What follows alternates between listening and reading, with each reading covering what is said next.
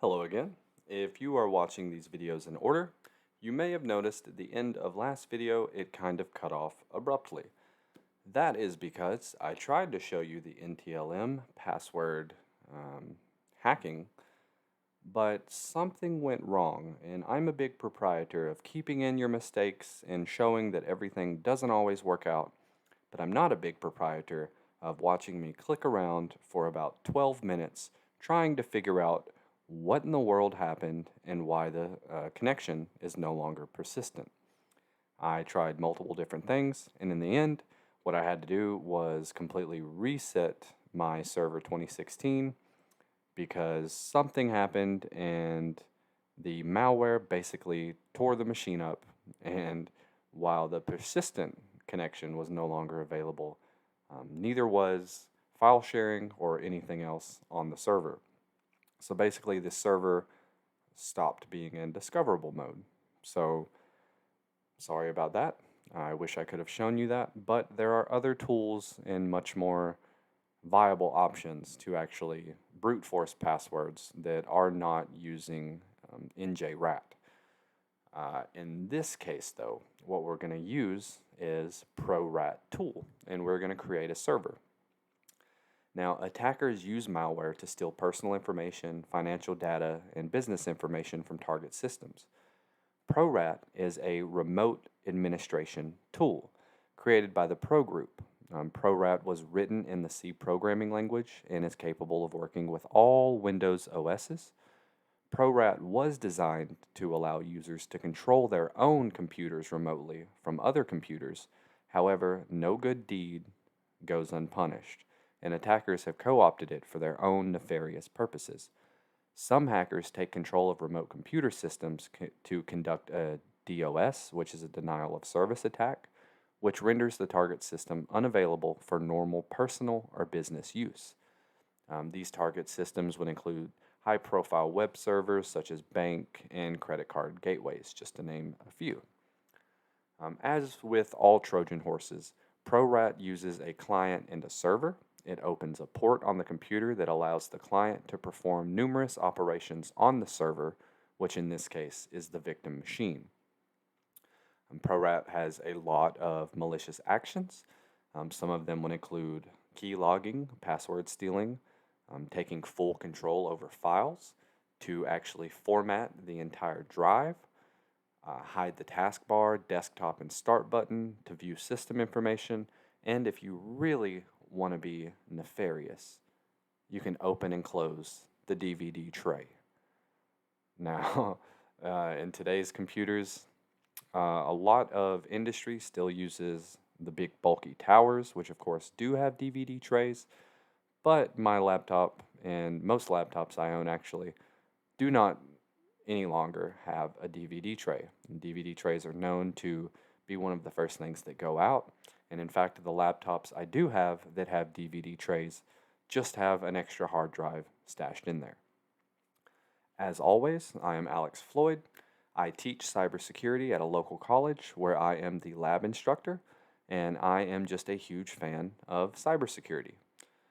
If you yourself are interested in this topic, I would recommend you look at the CEH V11 iLabs program, which is where I'm actually conducting all of the research that we're performing in these videos. I am by no way sponsored, nor would I tell you it's something you have to go and buy.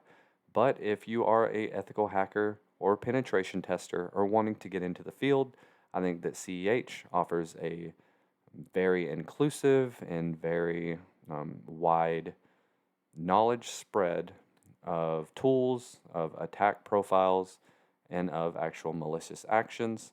And you have to know a very great deal to actually get certified. So if that sounds like something you're interested in, please look it up on your own time and see if that might be an avenue that you would like to explore. So as I said, today we are actually going to be using ProRat. Now ProRat is just basically going to initiate a server and it's going to initiate a client. So in this case, we're in our Windows 10 machine and I'm going to go ahead and click on the wrong thing immediately. That's fine. Let's click on ProRat. and we're going to go to our exe.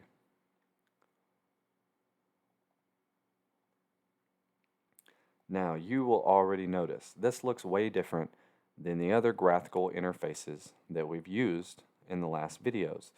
It also offers a lot of text boxes as far as icons that we can use to perform all sorts of different things.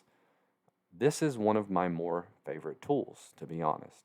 It is not more powerful or less powerful compared to the last ones we've used, but it does give me the opportunity to perform some of my more favorite things, which are actually found right here under funny stuff.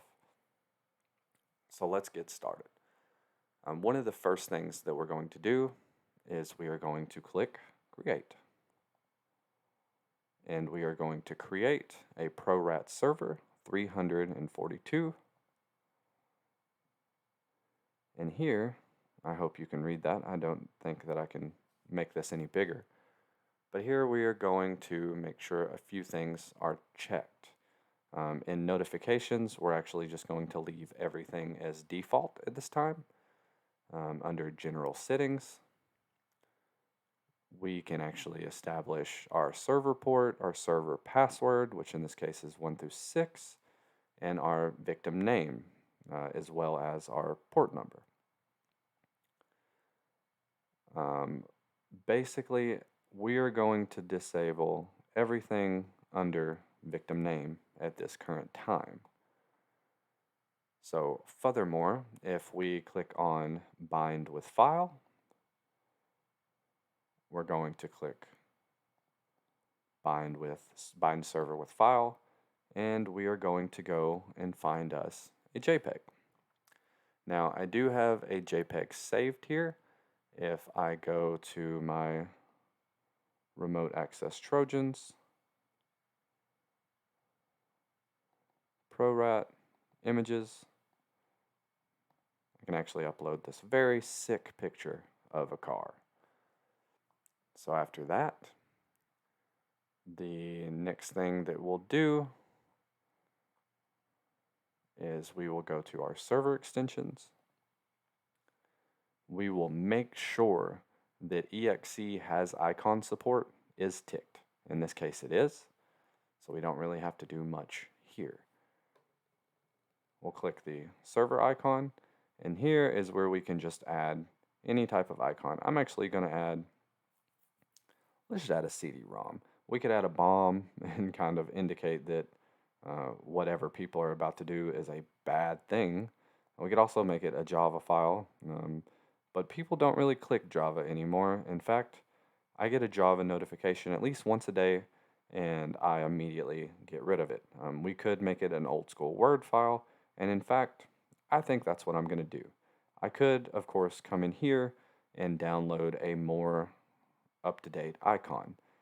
Most of these tools are fairly old, as I've said in last videos. Most of them have been patched, but in this case, we're just going to leave it as is, and we're going to click Create Server. We'll now see the binded server has been created with your settings in the current directory, which of course is just our ProRat directory. So if we close out of here and we'll minimize ProRat for a second, we'll notice that this Word document is right here with this old school Microsoft Word. So basically the next thing we're going to do is we're going to get this to the victim's machine. Now what we could do, hackers normally craft servers like this and they send them by email or other communication media.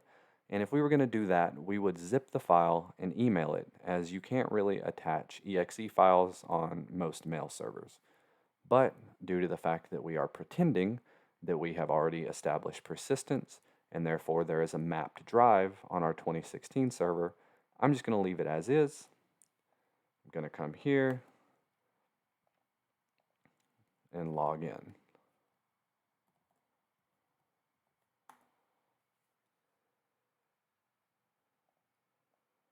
So if I come down here and I click on my mapped drive, I should be able to go to my malware, my Trojans, my ProRat, and I now have my binded server. So I've kind of gotten around a few steps as far as I'm not going to email this to myself. That would require me logging into my email, and as much as I believe all of you out there are good people, I'm not going to take that risk. So if that's something you would like to play around with on your own system, I would completely tell you that, that's a great thing. So you'll notice when we click on this, it actually turned into what looks like a JPEG file, which is a little weird because it was a Word file just a second ago. So what we're going to do is, now that it is on the machine, we're going to navigate back to our Windows 10 machine.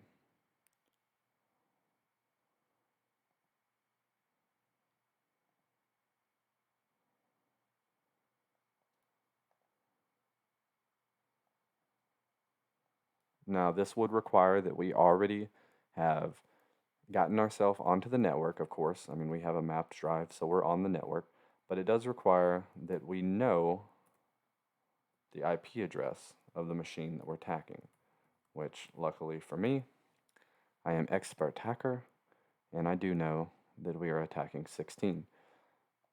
So I'll enter in my password, and it'll say entrance complete.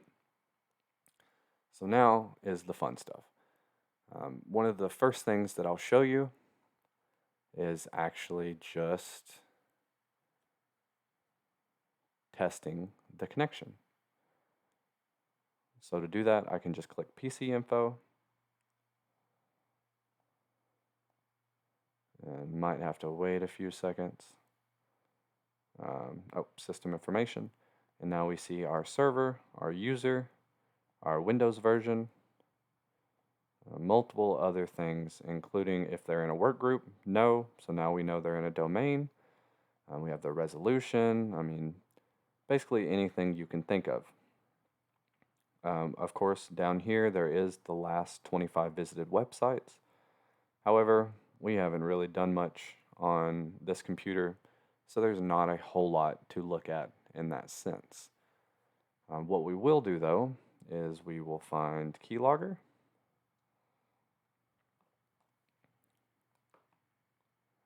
And this is going to basically steal the user's passwords and read keystrokes performed on the victim's machine. So all we have to do is we will click read log. You'll see that we can't read the log at this moment, and that's just because nothing has happened. So what we're going to do is we're going to go back to our server 2016. Now I'll click on Chrome. I'll go to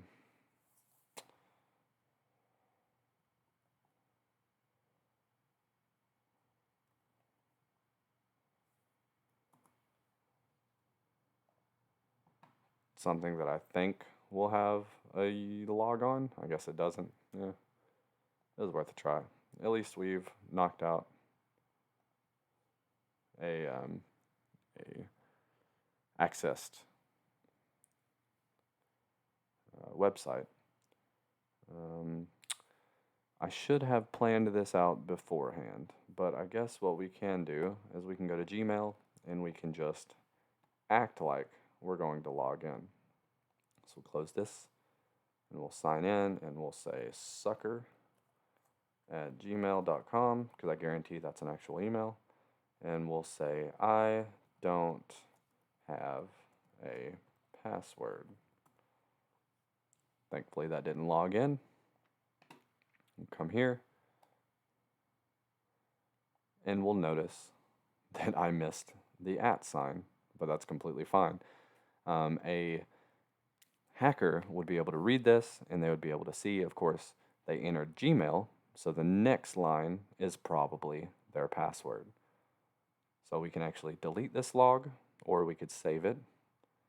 I'm going to go ahead and just clear my screen, close this out, and we can look at the last 25 visited websites now.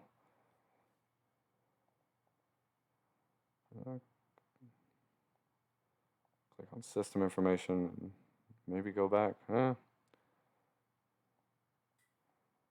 Doesn't seem to want to read our Chrome, which is fine. I mean, our keylogger told us where they visited, so. Oh, okay. By the way, now that I think about it, our keylogger is not able to read special characters. So when I entered the @ sign here,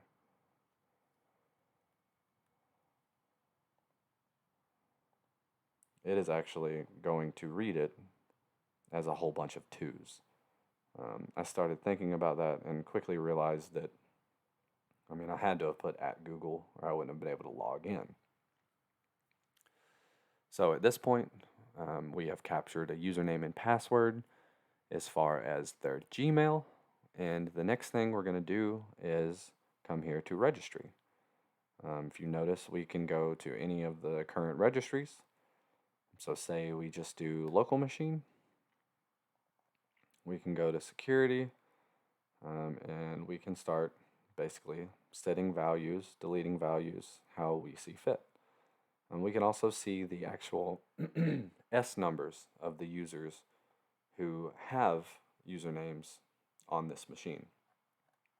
So I'm not going to dig too much through the registry, as that's definitely content for another video when it comes to actually looking through registries and attacking through them. We'd be here for at least an hour of me just explaining how the registries connect together and what entries you actually can make, the difference between decimal and hexadecimal and D-word. So it's not very viable for a short YouTube video. So now that we've looked at registry, what we can do now is we can go to funny stuff. Now, when we go to funny stuff, it's actually going to give us a lot of different options.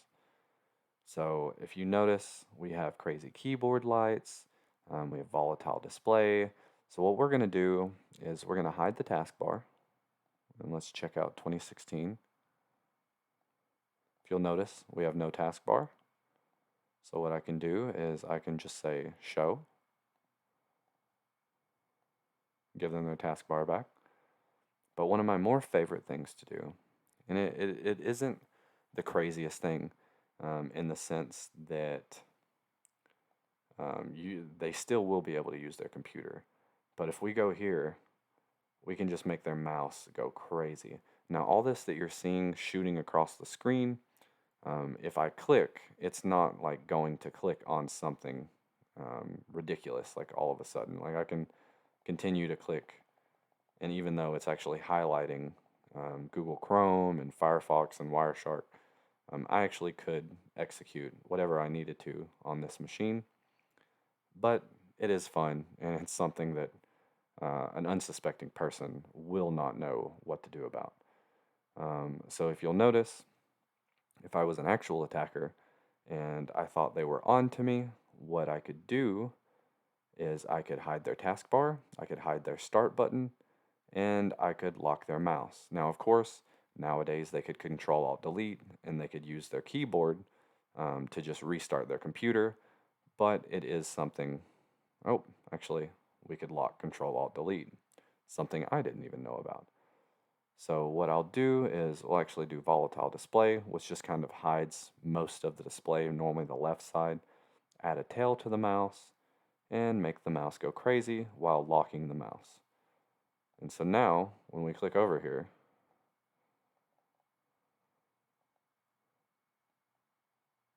pretty unusable. So I'll actually come back. I'm just going to click fix it on everything, just in case. Oh, I opened their CD-ROM. That would drive me crazy. Hopefully there's not some virtual machine in the cloud right now actually connected to hardware that is just opening the CD disk tray. So As you can see, this is a lot of different stuff. We could also format the drive. We could go to control panel and do all sorts of crazy stuff. We could put their language in a different language. We can look at their computer, which is still apparently going crazy. We could see their clipboard. We can shut them down. All sorts of very fun stuff. Now, if you notice here, I haven't entered any FTP passwords in at the moment, and I'm not going to log out and log back in and see if we actually do brute force one of their passwords or capture it with a keylogger. But I hope that this quick look at ProRat just gave you a little bit of insight of some of the more fun stuff that you can do with malware.